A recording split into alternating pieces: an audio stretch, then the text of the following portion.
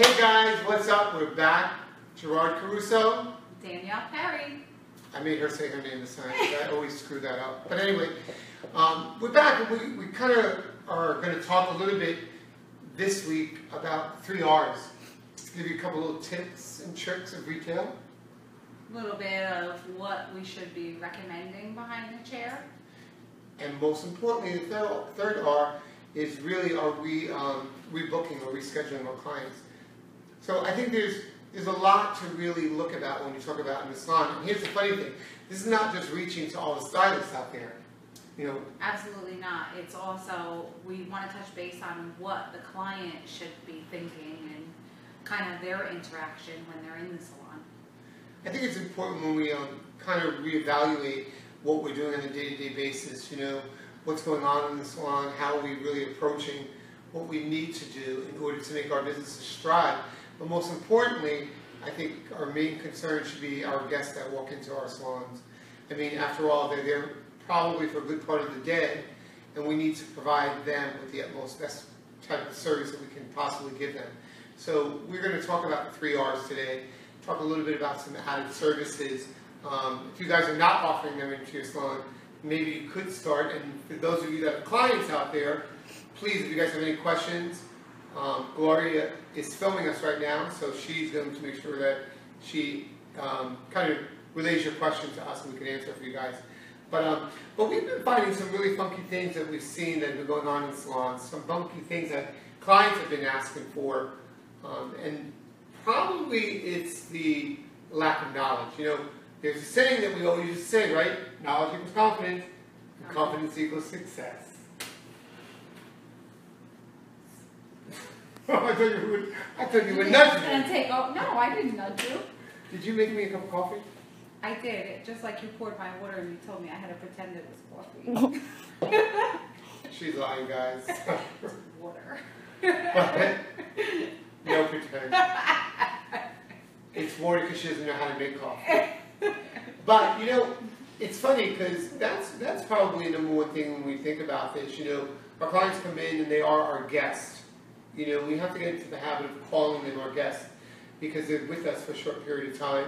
Although we might know them for a very long time or a good part of our careers, they are our guests, and we want to welcome them in, whether it is by serving coffee or cappuccino or water or hot chocolate in the summertime. Some salons offer wine. God bless you all. We're in North Jersey. That's a dangerous box wine. Yeah, well, why is it got to be a box wine? I wasn't talking about the box of wine. I just mean in general. But you know what, Danielle, it's kind of funny because, you know, we've kind of developed a relationship with our clients. You know, we have a coffee bar that's set over to the right. Clients know it's there. It's on from the moment that we open up the doors to the moment that we're ready to leave. And we have clients that don't even have an appointment that come in. They think that this is the modern Starbucks of salons. But the only difference is if you get to leave a little tip in the till. Well, I think too, at the end of the day, you know, it's all about making them feel welcome. It's all about making them feel like they want to be here and that they feel they could come here, feel relaxed, trust us, and you know, when they trust us, it definitely gives us much more freedom with their hair. Totally. I think it's about creating an experience. You know, I have to share this with you guys. When we talk about that, how can we create an experience in our salon from the moment they walk into the doors? If you guys, I'm sure there's probably half of you viewers out there are Apple viewers. And you guys have walked into an Apple store. From the moment you walk into an Apple store, all the way till you go back to the Genius Bar, you're greeted by a greeter in the front. Found out that that's what they were called, greeters. Yep. Everybody has a position. Exactly. Exactly. Everybody has a position in the role, but they take it seriously. So you're greeted by that greeter at the door, and then from the greeter, they bring you back to what they consider their specialist or their advisor, and then he takes you over, or she takes you over to the Genius Bar and sits you down, and then you wait there for the genius to come. Of course, they always make you feel stupid, because you never know what you're talking about. But you know what? It's an experience that you receive. The same way Starbucks gives you that experience. So if you can get that experience at Starbucks or an Apple store, it's the best way to think about that and present it in your own salon. Absolutely. I think that is 110% correct, Jordan. I feel like the more we learn to kind of capitalize on that and create that experience, and I'm glad you're drinking your real. I'm having an experience right now. But I do, all jokes aside, I think the more we learn how to capitalize on that and to create those positions in our own salons and perfect each one of those positions, the better experience we give to our guests, which then in return, obviously, they're going to come back more, they're going to recommend more, and it makes our businesses more successful, and both parties are happy all the way around. Exactly. It's kind of funny because we talk about services that we achieve or we receive outside of our own industry, which is the salon industry. I mean, we talk about it all day long. And I'm sure those of you guys who are hairdressers out there, or those of you guys who are guests in salons, go into your salons and you kind of relate to the different experiences that you had out in the field. Whether it be through a landscape or whether it be through a tile maker, when your house is getting done, when you're shopping in a clothing store, or whatever. So I think that's really, really important, and I agree with Danielle. It's about creating the experience, it's about providing the best quality that you can at the standards that you would expect for yourself. So, Dee, let's talk about the 3 R's. Which R do you want to tackle first? Well, I think, just like you're talking about how we have these different experiences in different places, I think, the 3 RUs, which is definitely what we're going to go into today, the 3 RUs are definitely 3 things that can help us as stylists, and the response to those, obviously, as guests, to create that 360-degree experience for that client. And they're very vital in creating your professional position behind the chair. And one of my favorite ones is the first R that comes to mind, which is to recommend. Your client comes in the chair, they sit down. Very often when I go into a salon to do a class, if they're still taking clients while the class is going because somebody's opting out or whatever the case is, the biggest thing I see people do is that client sits in the chair and they'll either say nothing because they've had that client for a very long time, so they don't feel the need to truly consult, or they will just say, okay, we're going to do what we did last time. So to recommend a service or to really truly consult that client and actually give them suggestions on how they can change their hair or switch it up a little bit, or even just reviewing again to make them feel really comfortable, is really, really important. It's funny because when we talk about, are you, it's basically, are you the stylist, or are you the client? The guest, I keep saying client, but I'm trying to kind of relate to everybody that, are you the guest coming in with an open-minded? Are you the client looking at it differently? Are you the stylist being the one to recommend it? And I think that's really, really important because here's the bottom line. We talk about the RUs and what you're doing and what you're not doing, but then we never demonstrate them, or we never go into the fact that says, we're not just talking about are you recommending a different hairstyle or a haircut or a hair color, or are you recommending a different service? What are you providing? Not just to build a ticket, stylist, not just to increase more money. Of course, that's a key factor in it. But for the guest that's coming into your salon, what their value and what they're getting from that is something that they probably wouldn't have charged for, something that they knew nothing about. So I think that you have to have that dialogue open with your clients and have that dialogue open to go in there and really be able to suggest something that could be beneficial to them. I was telling Danielle earlier today, we were talking about that. We do a lot of waxing. We happen to use Satin Smooth. They have the best hard wax out there. Those are guys who have never tried it before. They have cherry wax, there's a titanium wax.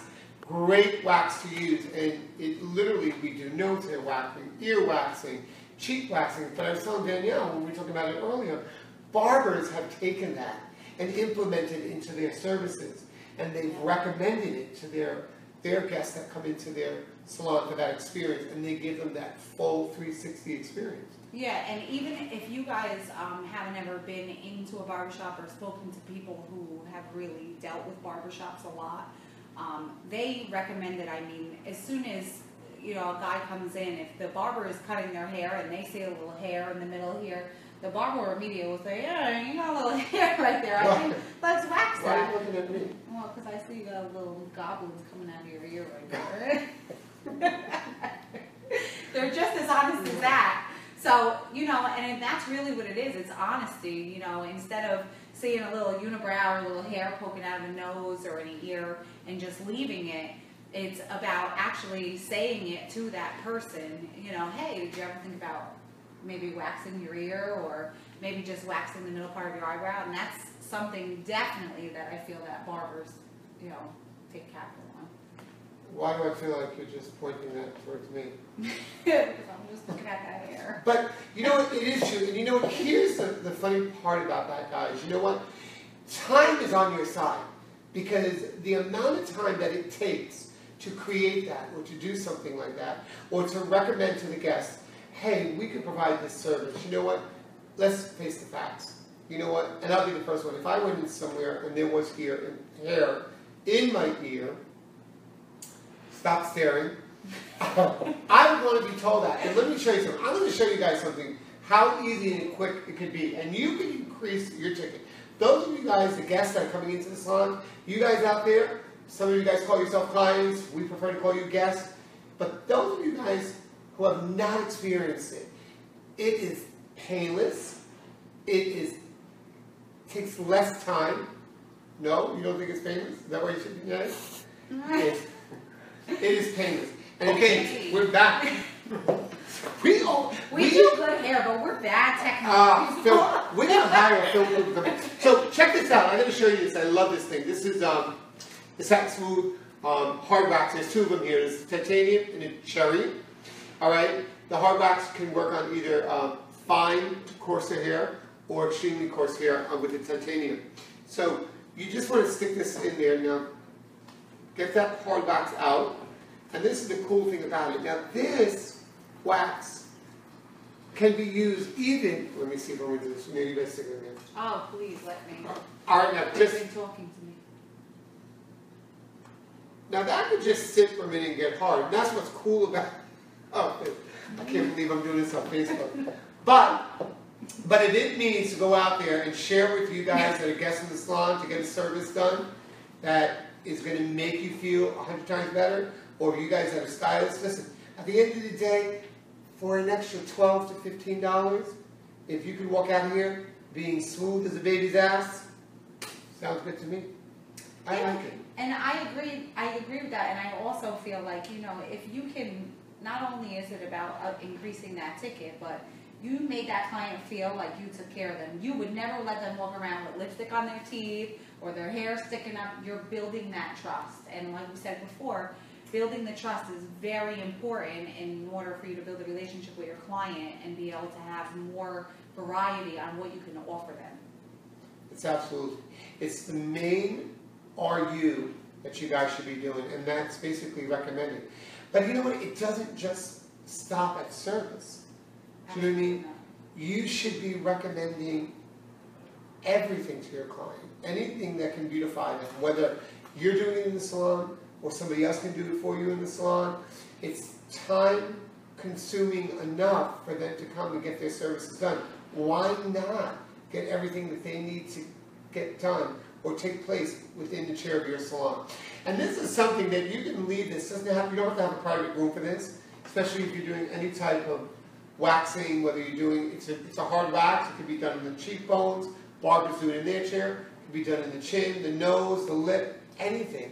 It's amazing. All your other type of waxing services, of course, when you go into arms, legs, bikini, you want to provide that in a sanitary room. But something like this, you can have this with this awesome cover on the top. Great tool, keeps it sanitary, clean. Something that you could offer. And these are just popsicle sticks, which you need to take this thing out. Oh, you ready? I'm ready. Well, let me. Look, didn't even flinch. But all those little baby hairs. I don't know if you guys can see that up close, but you know what's probably better that you don't see it up close. Yeah, I was just gonna say, they might not be. But it's amazing.